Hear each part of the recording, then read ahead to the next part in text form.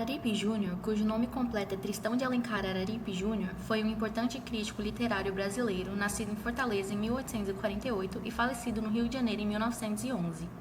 Ele participou das sessões preparatórias da Academia Brasileira de Letras e fundou a cadeira 16, dedicada a Gregório de Matos.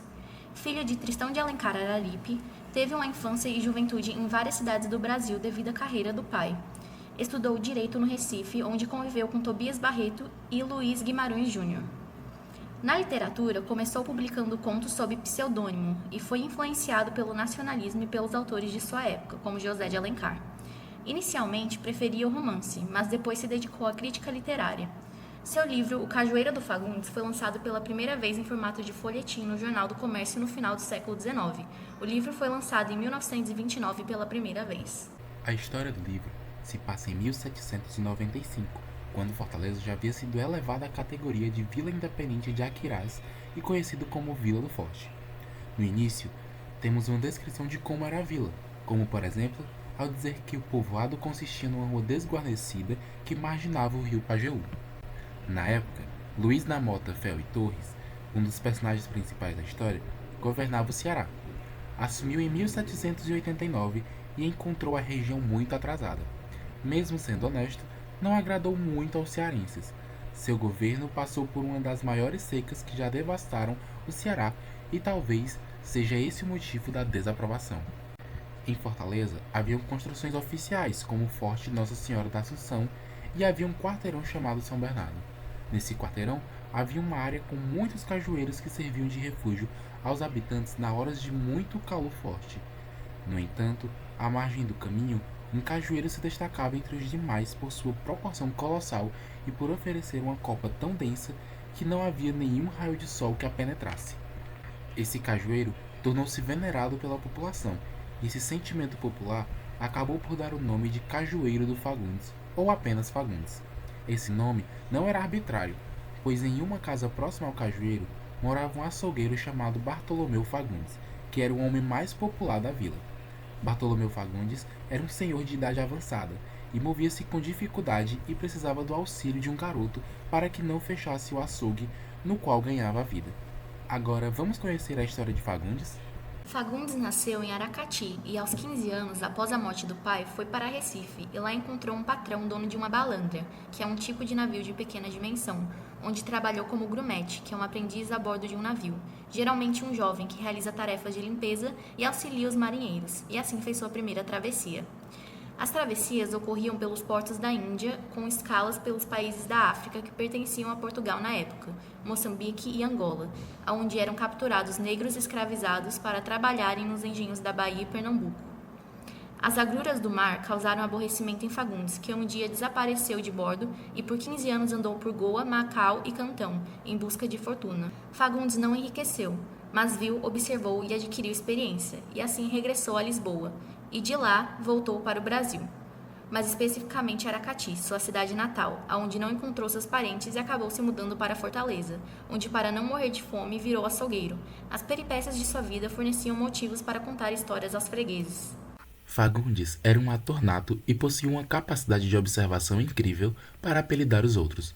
Todas as tardes, embaixo do cajueiro, se juntavam em uma roda os amigos de Fagundes para, de acordo com o livro, abre aspas, realizar uma chacina horrível na vida do próximo, fecha aspas, e principalmente em quem incorria no desagrado de Fagundes, como era o caso do governador da época, Fel e Torres.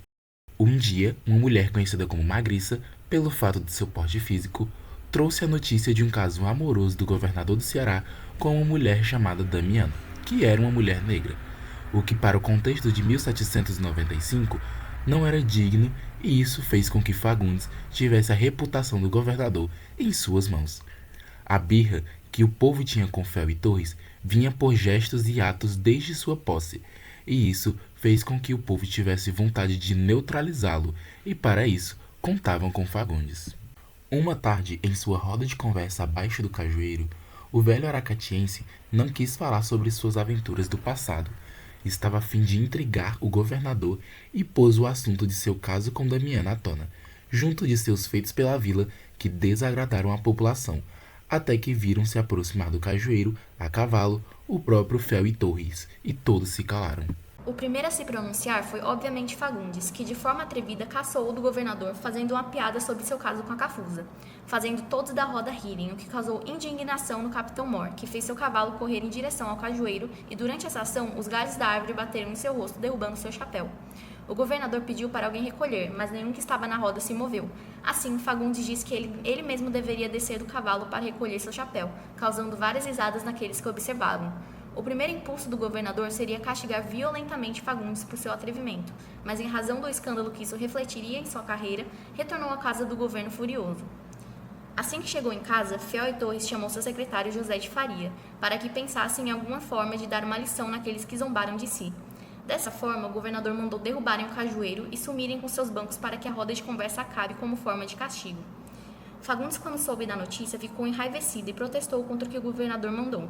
Pediu para enviarem uma mensagem para Fiel e Torres, dizendo que ali quem mandava era Fagundes, e quem deveria tentar derrubar o cajueiro deveria ser o próprio governador com sua tropa. Fagundes havia sido intimado para a destruição de seu cajueiro. Então, furioso, decidiu ir à casa de Fiel e Torres e tocou seu sino para reunir as pessoas da proximidade que sabiam da notícia para irem todos juntos à casa do governador. No entanto, o aracatiense se espantou com a quantidade de pessoas que se encontravam ao redor de sua casa. Eram mais de 200 vizinhos, homens e mulheres. Então, a população se junta a Fagundes contra o governador, uma vez que ninguém estava satisfeito com seu trabalho na vila. E assim se iniciam diversos protestos e confusões. A história O Cajueiro do Fagundes foi inspirada em relatos da época. Os personagens como o Capitão Mor, Fiel e Torres foi inspirado no governante do Ceará da época. Araripe pegou o descontentamento da população com o governante e transformou em sua história. O autor tirou muitas ideias contextuais da obra de Barão de Sudeste, que era patriarca da historiografia no Ceará.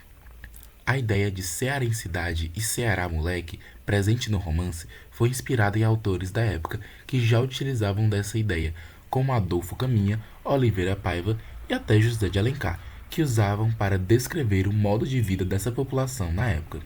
As próprias descrições do livro nos levam a pensar sobre as características da literatura cearense, como a ambientação e referências geográficas cearenses, como as praias e cidades, referências históricas, como o processo de independência e construção da cidade de Fortaleza, até a própria formação do povo cearense, que, de acordo com o livro, é composto por povos indígenas, brancos e caboclos. Então, um dos objetivos ao escrever a obra foi justamente criar essa identidade nacional de um Brasil que estava nascendo, criar uma identidade regional, cearense e, sobretudo, nacional.